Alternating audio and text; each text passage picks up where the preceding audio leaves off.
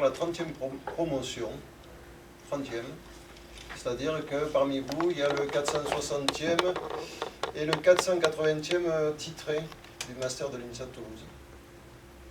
Voilà, bienvenue. Merci. Voyez ça?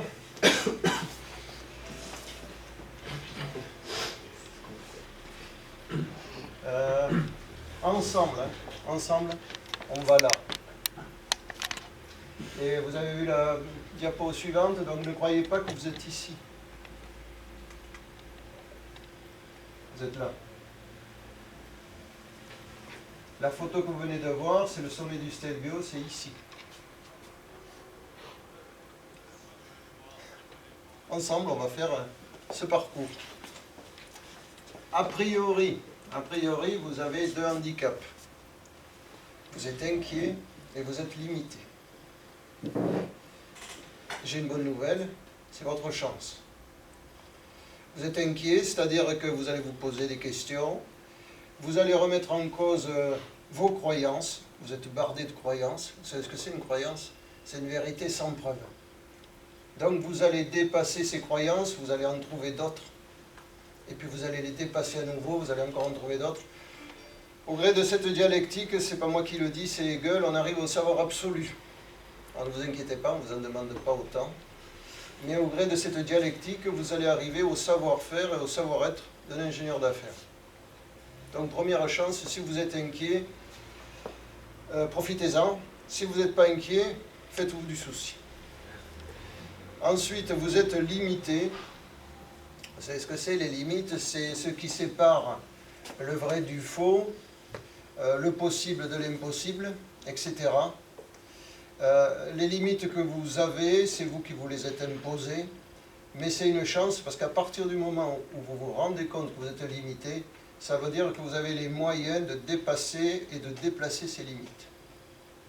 Donc, votre observation, si vous ne vous sentez pas limité, inquiétez-vous.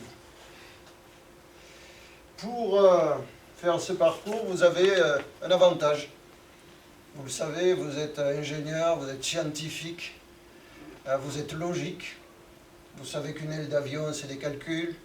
Vous savez qu'un parfum, c'est une formule chimique.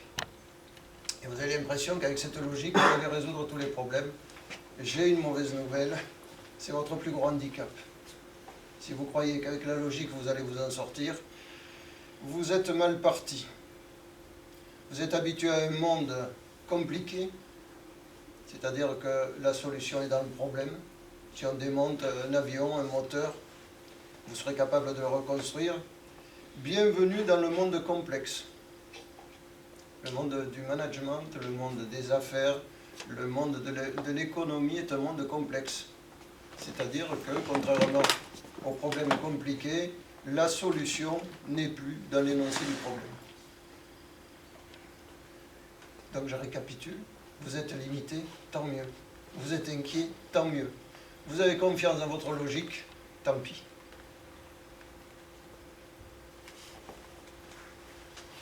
Au fur et à mesure que vous progresserez, bon déjà vous voyez que vous verrez le monde différemment. Pourquoi vous êtes ici? On est d'accord, vous êtes ici parce que vous avez des objectifs. Et j'attire votre attention sur quelque chose qu'on ne vous a peut-être pas dit. C'est que sur un axe horizontal, vous avez choisi de devenir ingénieur d'affaires. Vous auriez pu faire autre chose, de la recherche, de la prod, etc. Ici, vous allez devenir des ingénieurs d'affaires.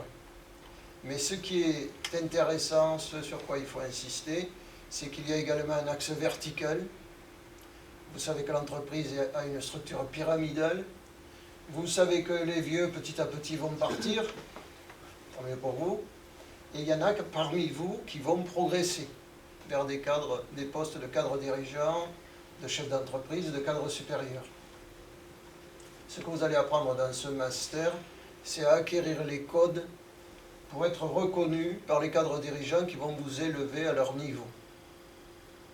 Vous n'êtes pas ici seulement pour faire ingénieur d'affaires parce que vous n'avez pas voulu être chercheur.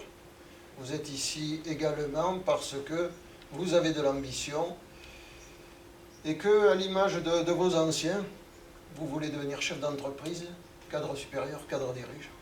Et ça, ce sont des savoir-faire et des savoir-être qu'on n'acquiert pas nécessairement dans une école d'ingénieur, aussi bonne soit-elle. Donc vos objectifs, on est clair, c'est je veux être un ingénieur d'affaires, oui, mais je veux être un manager aussi. Comment allez-vous atteindre ces objectifs?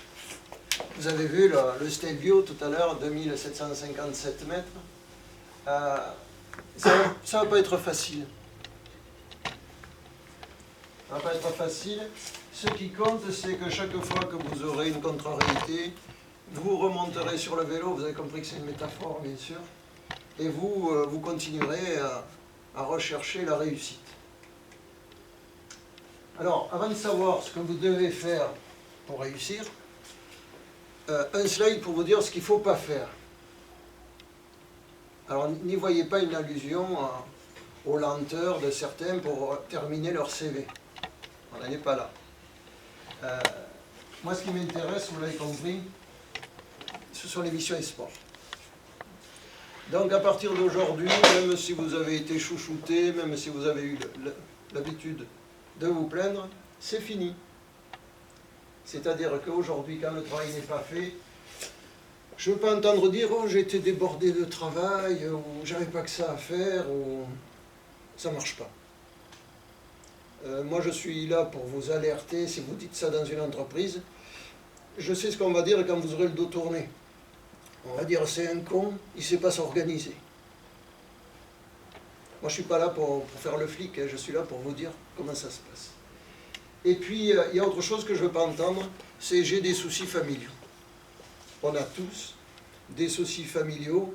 Et là, j'attire votre attention sur Rémi Badarou. Rémi Badarou, c'était il y a 3 ans. Il lui est arrivé une grosse tuile. Si on rentre dans les détails, son frère était à l'INSA de Lyon et il s'est tué. Grosse catastrophe, ça ne veut pas dire qu'on l'a laissé se démerder. Dans l'heure qui suivait, il avait un billet d'avion. On a pris en charge, on l'a aidé comme on a pu. Je parle de Badarou, je dis que c'est un exemple parce que, ensuite, je ne l'ai jamais entendu se plaindre. Jamais. Sa mission e-sport était difficile, son équipière était remarquable, c'est Asma, qui viendra mercredi vous présenter une mission e-sport, soit dit en passant. Mais je n'ai jamais entendu ce type se plaindre. Je n'ai jamais entendu ce type dire « j'ai pas bossé parce que j'avais pas le temps, et j'ai pas bossé parce que le soir, quand je rentre chez moi, peut-être, je pleure en pensant à mon frère. » Jamais. Donc aujourd'hui, vous avez compris, on n'en parlera plus, je ne veux plus entendre « j'ai pas le temps ». Je ne veux plus entendre « mon grand-père ou ma copine m'a planté » ou etc. C'est pas bon. Alors, en revanche, pour la petite histoire, là, ils sont au Yakout, à Marrakech. Je suis sûr qu'il y en a qui connaissent. J'irai peut-être un jour. Alors, pourquoi vous devez être optimiste? Pourquoi vous allez atteindre vos objectifs? Et je souhaite qu'ils soient ambitieux. D'abord parce que vous avez été choisi. C'est déjà une chance. Et plus qu'une chance, ça veut dire qu'il y a des gens qui vous ont écouté, qui vous ont observé, qui ont peut-être enquêté sur ce que vous êtes et qui se sont dit, lui c'est sûr, il va réussir. Elle, c'est sûr, elle va réussir.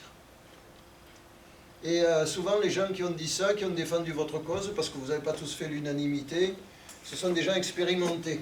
Ce sont des gens brillants, ce sont des gens qui ont recruté des centaines de personnes. Donc, vous avez déjà ce filet de sécurité. Ensuite, il faut avoir d'autres clés, on va les visiter ensemble, si vous voulez bien. Alors, pour moi, c'est le plus important, c'est le groupe. Vous ne réussirez qu'ensemble. Dans l'entreprise, vous ne réussirez que si vous savez manager un groupe. Et cette préoccupation, ça va être la vôtre dès maintenant.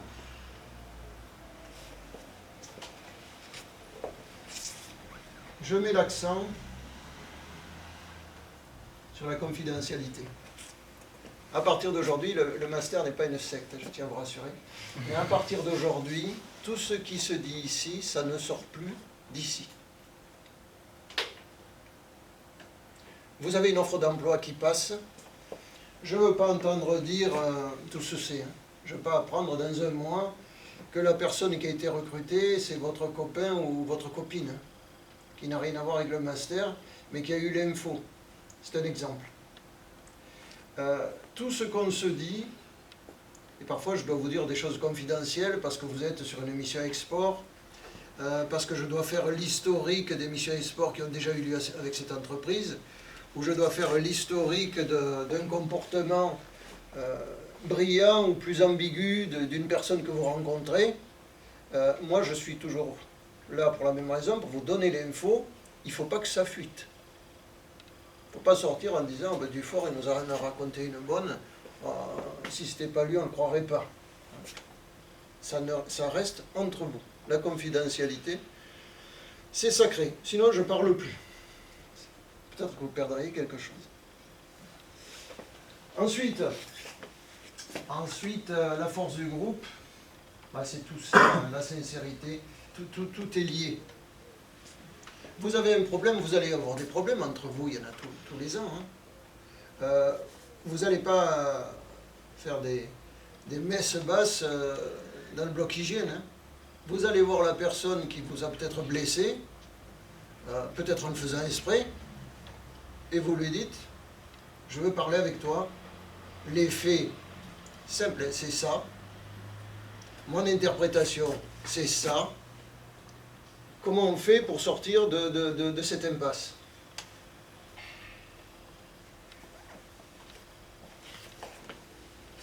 Donc, sincérité, confiance aussi. Vous allez avoir des équipes export parfois. Entre équipes, ça frotte. Il y a deux équipes qui veulent la même mission export.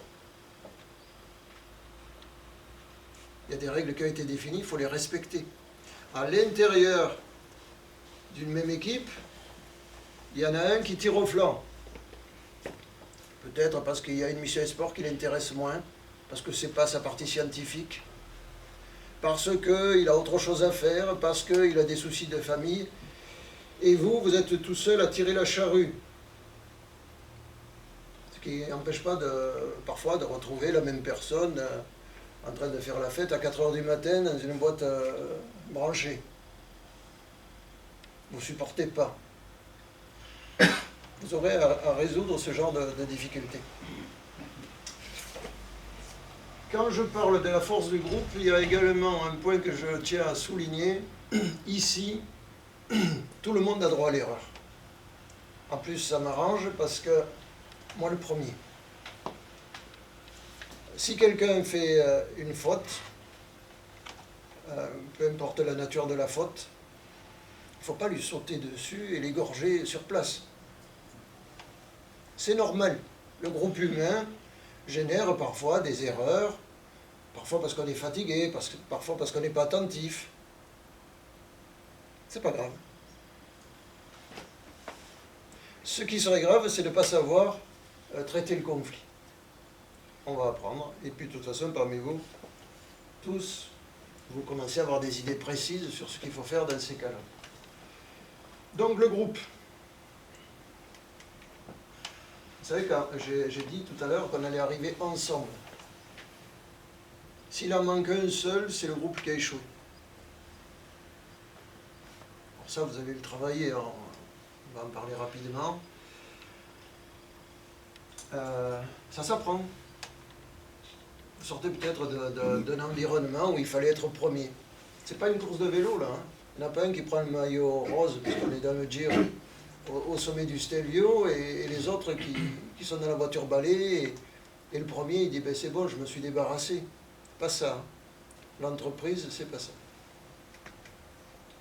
Alors, clé numéro 2, l'inclusion.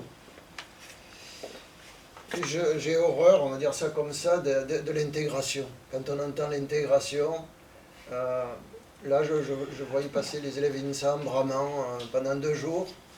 Je trouve ça immature.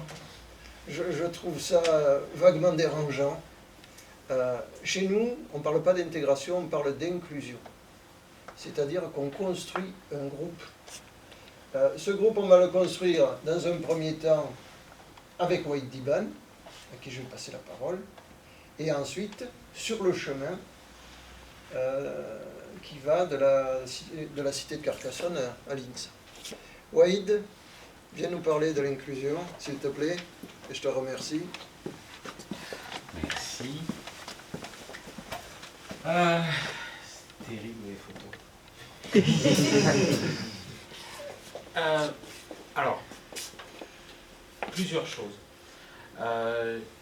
La première, c'est que, vous aurez compris depuis tout à l'heure, Germain dépeint des éléments qui sont pas forcément apparents quand on parle d'ingénieur d'affaires à l'international.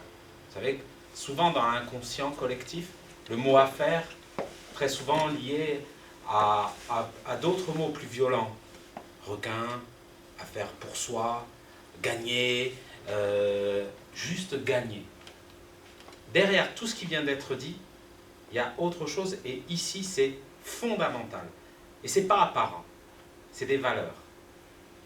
Des valeurs qui touchent à l'humanité. Bizarrement, on vous parle d'ingénieur d'affaires, c'est l'ingénieur d'affaires qui pourrait être tout seul, mais en vrai il y a un collectif. Aussi parce qu'on est dans un monde qui a tellement changé et qui continue de changer à une telle vitesse que tous les repères qu'on pouvait avoir avant et toutes les idées reçues qu'on avait avant, à la fois sur le commerce et sur la notion d'international, ont complètement changé. Qu'est-ce que ça veut dire? Ça veut dire qu'aujourd'hui, on va s'appuyer sur vous, ce que vous êtes et ce que vous allez devenir. Ça, c'est un point fondamental. Moi, je suis sur ce point-là, et sans pitié d'ailleurs. Ce que vous devez devenir. Si vous êtes ici, c'est que dans la sélection, on a repéré une vraie profondeur humaine chez vous. À quoi ça sert la profondeur humaine? Ben, bizarrement, ça génère du contact, de la confiance, de l'envie. Qu'est-ce qui fait que quand quelqu'un rentre, vous le rencontrez, il a envie de vous revoir? C'est le départ de tout. Le départ de tout. Ce n'est pas le produit que vous avez dans la poche. Ce n'est rien d'autre que vous. Qui vous êtes. Et ça, il n'y a pas d'apparence. C'est une profondeur. C'est quelque chose que vous portez à l'intérieur. Vous l'avez déjà puisque vous êtes là. Maintenant, ce n'est pas forcément encore vraiment développé et vous pouvez encore décider de ne pas le développer. Dans le travail d'inclusion, on va vraiment explorer c'est quoi cette notion de collectif et de soi. Mais pas de soi, c'est-à-dire je ne vais pas m'amuser, on n'est pas dans un système dans lequel on va vous amuser à vous expliquer ce que vous êtes, comment vous fonctionnez. On ne va pas vous l'expliquer. Vous allez l'explorer. Et vous allez l'explorer par un biais qui est utilisé depuis très longtemps dans l'histoire de l'humanité, qui est un art. L'art est un outil d'exploration de soi. Parce qu'à un moment donné, tu peux raconter ce que tu veux, tu vas devoir te dépasser, dépasser tes propres peurs, dépasser ce que tu imagines de toi, et découvrir un autre toi, ou d'autres parts de toi. Donc on va le faire par le biais du théâtre. Jusqu'à la production de plusieurs scènes de théâtre qu'on jouera devant des chefs d'entreprise. Donc, vous allez jouer.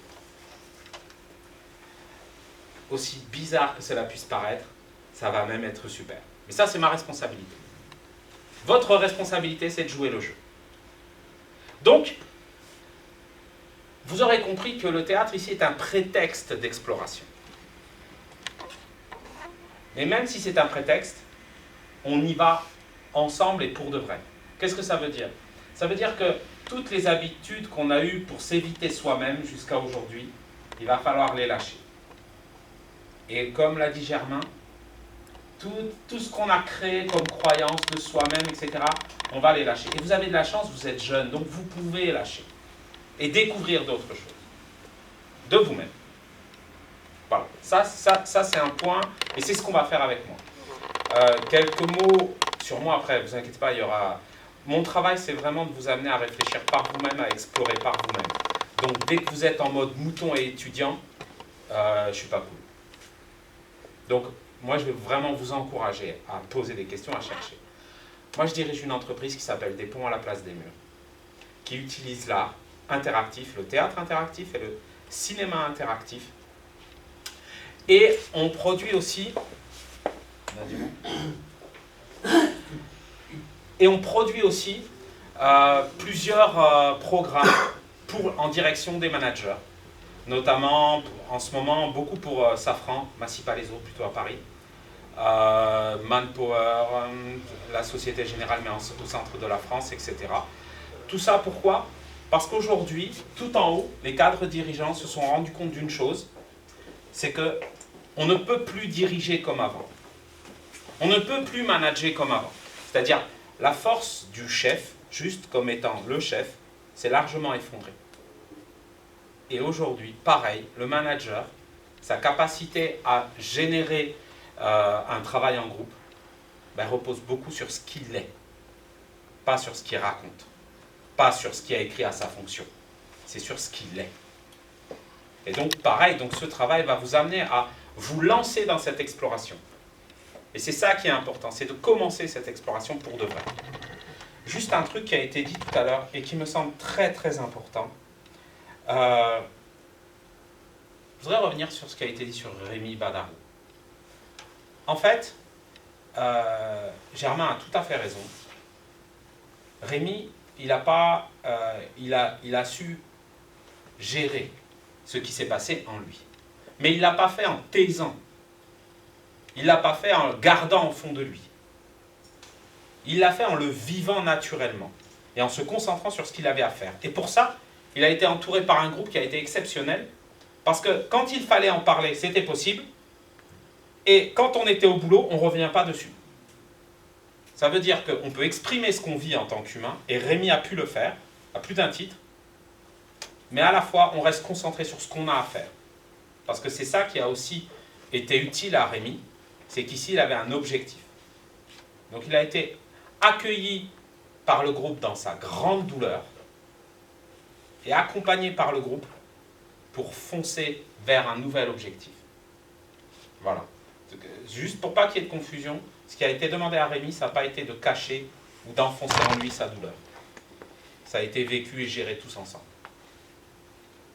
Voilà, donc c'est une vraie aventure collective parce que la puissance et l'importance des ingénieurs d'affaires à l'international aujourd'hui en France et même politiquement, elle est très très importante pour continuer de garder des liens entre les différents pays.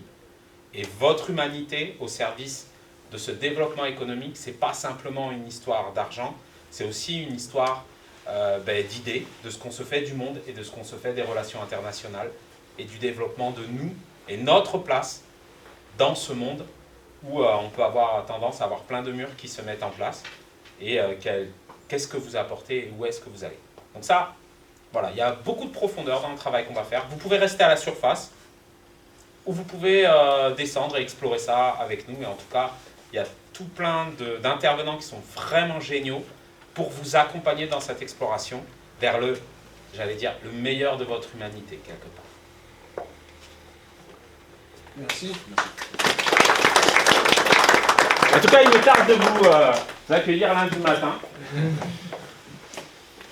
À l'Amphi Fourier, puisque vous passerez la semaine à l'Amphi. Les INSA connaissent, et c'est là que vous ferez votre présentation théâtrale aussi le jour J.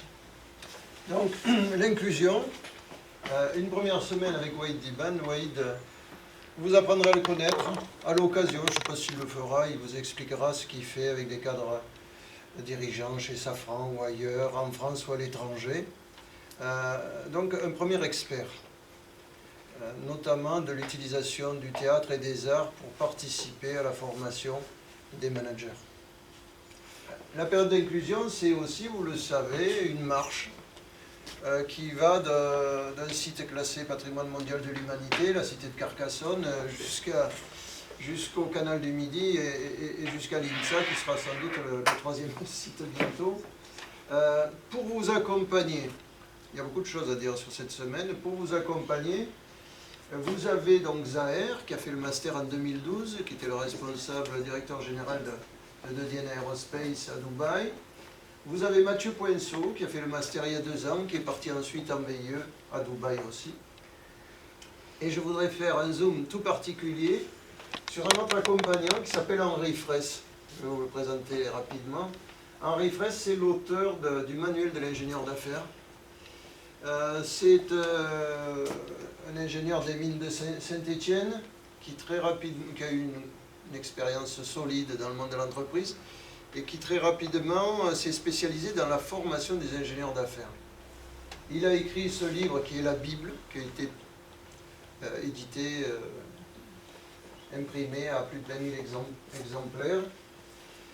Henri Fraisse, il était là en 1989, quand le master a été créé. Henri Fraisse, tous les ans, a formé, pour la plus grande satisfaction de tout le monde, avec à la fin, puisqu'on évalue nos intervenants, des évaluations ahurissantes, exceptionnelles. Il a formé donc, en tout cas ici, plus de 450 ingénieurs. Et puis l'an passé, il m'a dit j'arrête. Donc il nous a présenté son successeur, qui est, on va dire, une flèche de la Ségos, qu'il avait d'ailleurs formé il y a quelques années. Et Henri Fraisse, donc, qui est pour nous un monument, hein, pour vos anciens, un monument, a eu la gentillesse, il a accepté de vous accompagner sur les chemins. Donc lundi matin, vous le retrouverez à la citadelle de Carcassonne avec le général Poncé. Et comme c'est une personne généreuse, Henri Fraisse nous fait le plaisir aujourd'hui d'être avec nous. Je vous présente Henri Fraisse. Henri, peut-être tu veux nous dire quelque chose sur... Peut-être me mettre devant. Oui. D'abord, c'est un plaisir de... Depuis 30 ans, vous n'étiez pas né à l'époque, ça fait 30 ans. Que je découvre chaque fois une nouvelle promotion. Il y a eu beaucoup d'évolutions passionnantes pour moi de voir comment le recrutement est devenu beaucoup plus fin, beaucoup plus sélectif, au fur et à mesure qu'on a multiplié, enfin que les années ont passé. Donc j'ai eu beaucoup de plaisir à découvrir les promos et donc ce sera pour moi un grand plaisir aussi de vous connaître, marcher ensemble. Comme je suis vraiment devenu, on peut dire, assez vieux, je ne sais pas si j'aurai les jambes pour faire 40 km en 2 jours, mais pourquoi pas, sinon vous me soutiendrez. Et voilà, autrement, Pierre de Génis, qui va venir ce soir, enfin demain matin, va vous développer la notion, un certain nombre de notions très importantes dont Germain a parlé déjà, sur l'ingénieur d'affaires, mais d'une façon très pratique, c'est-à-dire il va vous mettre en situation d'appeler un client, de discuter avec le client, de séduire un client, de négocier avec un client, etc. Donc ce sera une formation très concrète, ce ne sera pas du discours, ce sera vraiment de l'action tout le temps, avec des travaux en petits groupes, avec des jeux de rôle, enfin bref, plein de choses passionnantes. Donc Pierre, qui va me succéder, que j'ai eu le plaisir d'avoir dans mon équipe quand j'étais à la Ségos, se fait aussi un plaisir de vous rencontrer et puis de vous montrer comment on peut envisager toutes les facettes de ce métier, je dirais assez exceptionnel, hein, puisqu'il fait appel à tant de qualités que personne ne peut se vanter d'avoir complètement. On a tous des tendances, plus ou moins dans un sens ou dans l'autre, mais c'est bon de savoir un peu de quoi on a besoin pour réussir dans ce métier. Donc ce sera à partir de demain, toute la semaine, je crois, je ne sais pas comment il a organisé. Oui, il y a des cours avec le groupe, et puis après il travaille en demi-groupe. Voilà. Voilà. Bon, une formule que tu as mise en place, tu connais très bien. Voilà. Donc à lundi, en 15, ici même, hein, c'est ça, et on démarre. À mon avis, c'est le lundi 24. Le 24. Voilà. Bon. Merci. Bon. Merci.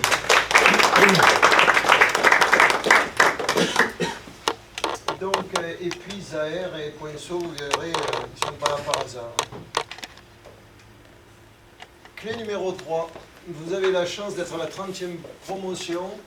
Ça veut dire qu'avant vous, 29 promotions ont construit une culture. Une culture, vous savez, c'est pas nécessairement ce qu'il y a au Louvre.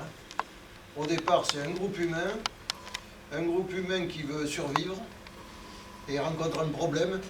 Par exemple, il est attaqué par les loups, par les ours.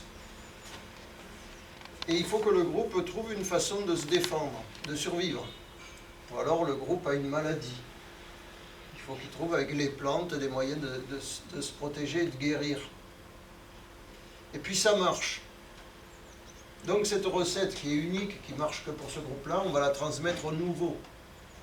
Et pour faire partie de ce groupe, il faudra accepter, accueillir, s'approprier, maîtriser ces nouveaux savoirs. Et puis ça sédimente. Et puis au bout d'un moment, ça peut même devenir un modèle.